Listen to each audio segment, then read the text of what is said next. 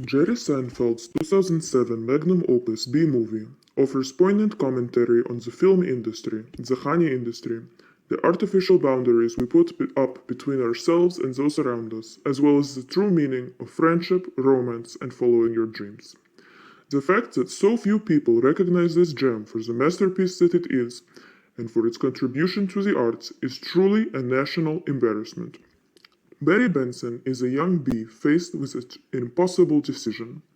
He has to pick his job in the hive, and he will work at that job every day until he dies. He simply cannot fathom making such a limiting choice, especially when there is a whole unexplored world out there beyond the hive. Barry's struggle resonates with any recent high school or college graduate who has to decide what steps to take next. This decision will affect the rest of their lives, but with so many unexplored options, it feels impossible to only pick one. Before locking himself into one occupation for the rest of his life, Barry ventures outside into the human world with the elite pollen jocks. In the real world, he encounters obstacles he's never had to face before, including rain, delicious flowers, and seemingly malicious tennis players with bee allergies. This latter behemoth of a character, named Ken, has become an unlikely hero for many formerly uncritical fanatics of the film. While many initially supported the romantic arc of the movie, in which Barry reveals to a human woman that he can talk, and she consequently leaves her husband, the same Ken, for the bee, it seems that their views changed on the second or third rewatching. They now put Ken on a pedestal of rationality. If an insect were to come and steal my girlfriend, they argue, this would be the most normal way for me to act. Barry's blossoming friendship with Ken's girlfriend Vanessa begins when she rescues him from Ken's panicked wrath.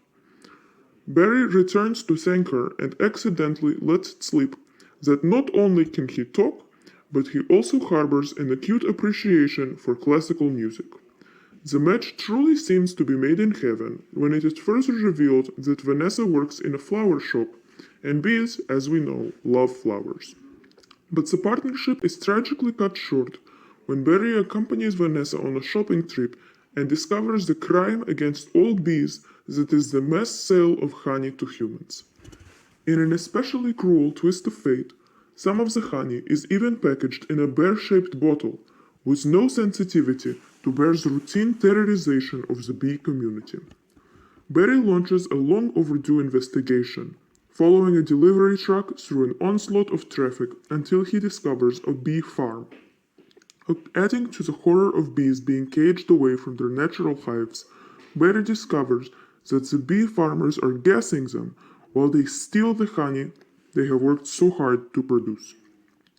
Outraged by what he has witnessed, Barry launches a legal tirade against the honey industry, speaking on behalf of all bees with his best friend as his legal co-counsel in court.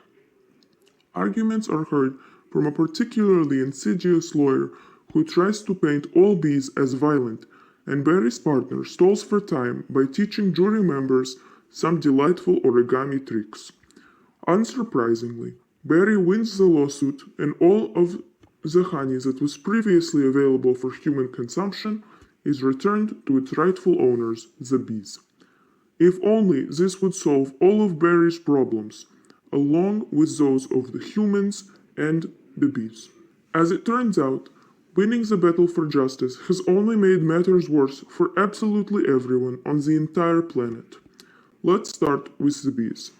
Previously made to work constantly in one beloved position until death, in the honey production industry of the hive, bees now have no life purpose, no reason to get up in the morning. They have all the honey they'll ever need, so there is no point in working to make more. Meanwhile, Barry discovers that pollination is actually crucial for all of nature to thrive. When the bees don't work, all the flowers die, and with them, eventually, all the food available to humans, and later the humans themselves. Vanessa's beloved flower business shuts down, and she hurries to make it to the last flower festival on Earth. Barry realizes the folly of his mission and works to restore the world to the way it was before, full of flowers and hardworking bees. I hope I have helped shed light on one of cinema's greatest works, and that you have been thoroughly enlightened by these revelations. Good luck in test.